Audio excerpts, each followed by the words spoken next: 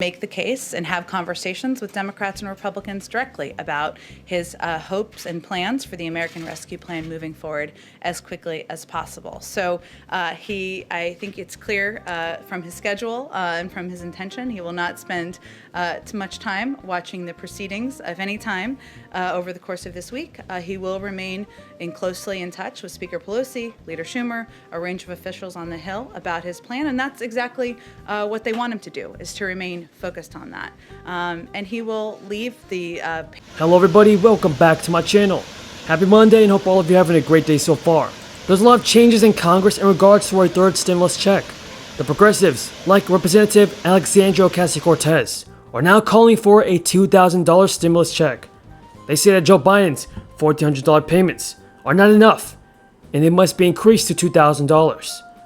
By the way, everybody, tell me in the comments down below, how much should our next stimulus check be? $2,000 or $1,400? Leave a comment down below, everybody. Folks, I have an important announcement to make. You can still enter my giveaway for a chance to win a free $100 Amazon gift card. But remember guys, let's try to hit 50,000 subscribers by the end of this week. If we hit 50,000 subscribers by February 14th, this Sunday, I'll be giving away 10 more gift cards. But folks, that only happens if we're able to get to 50,000 subscribers by the end of this week. If you want to enter the giveaway, folks, remember that all you have to do is subscribe to my channel, turn on post notifications, drop a like on this video, and leave me a comment down below. It's as simple as that, folks, and best of all, it's free. I want to do my best in giving back to my community, so I appreciate everyone's amazing support. You know, it comes to mind that old joke. I went to a fight and a hockey game broke out. We actually went, thank you, I went to Congress and actually negotiations broke out. And we actually came up with something that I think is a victory for the American people. And I like to call this caucus in my own mind the Ronald Reagan Tip O'Neill caucus, because you have a spectrum from conservative to liberal to all points in between. And the point wasn't to borrow a phrase from Leader McConnell, to make a point. The point was to pass a law. Put differently, this bill is not about sending a message unless the message is that Congress can work together to make something good happen for the American people at a time of incredible stress. Now, my portion of the bill is in this one. This is the one in which we have state and local, which is combined with liability. Now here's what Bernie Sanders said on Twitter. Let's be clear, we will never get 10 votes from Senate Republicans to pass a $15 an hour minimum wage. The only way we can do it now, with 51 votes, is through the reconciliation process.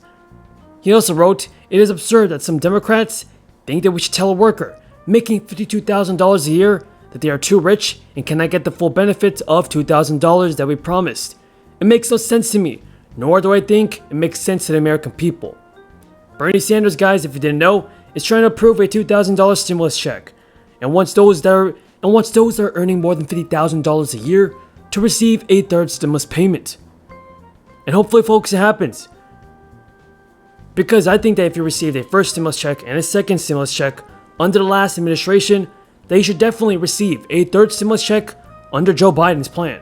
And I want to credit Tom Reed and Gottheimer and Bob Menendez, because we started working on this 4 months ago, trying to find something that would recognize the difference between states, as Mitt referenced, that would be fair to all. So let me just kind of go through the state and local funding over here. There's $160 billion that will be unleashed if we can find an agreement on liability. $8 billion of that is a tribal set-aside. There is 60 so then the remainder goes to state and localities. There's a distribution formula right here. The money for pension funds, period, end of story.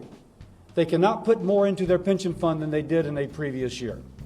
So we feel as if this addresses the needs for states that have lost a lot, but it's fair to states who perhaps haven't lost a lot, but nonetheless will need funding to enable the better distribution of vaccine or for needs that are yet unrealized because of the continued COVID crisis.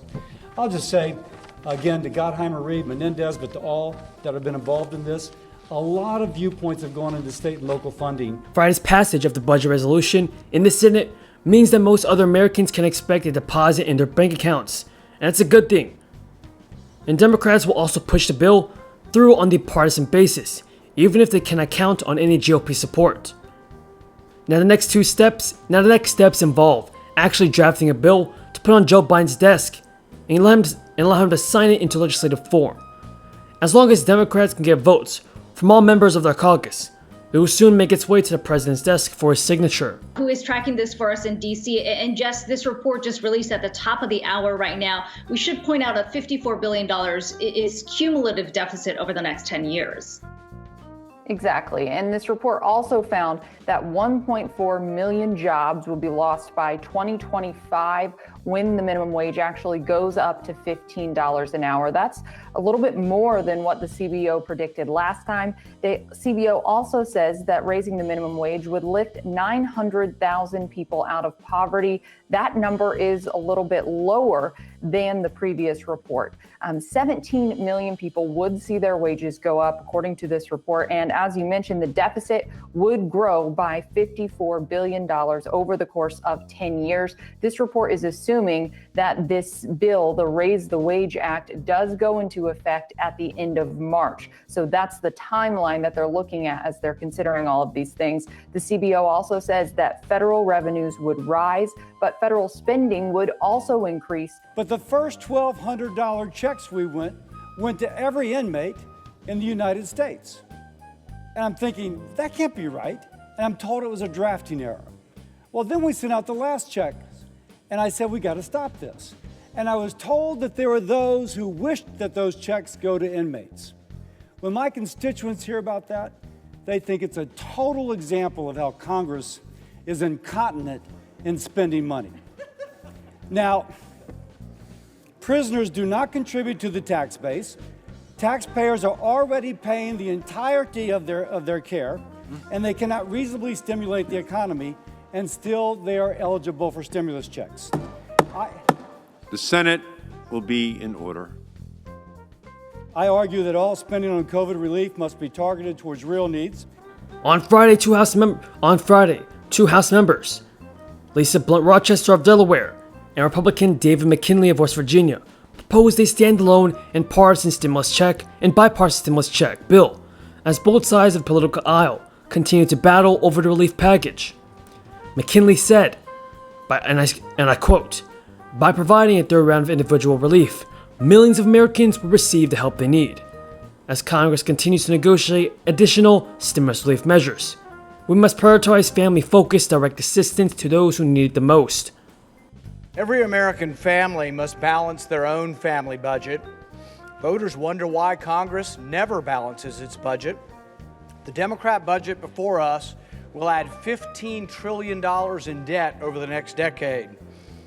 The penny plan budget, which is consistent with the balanced budget amendment that most Republicans have voted for, balances the budget in just 5 years. Qualify for disability benefits. You must be unable to work because you have a medical condition, be younger than your full retirement age, and meet SSA's definition of disability. The state of Colorado has set February 22nd for start of a second phase of new federal unemployment benefits. Thank you so much for watching, everybody. I appreciate everyone's amazing support.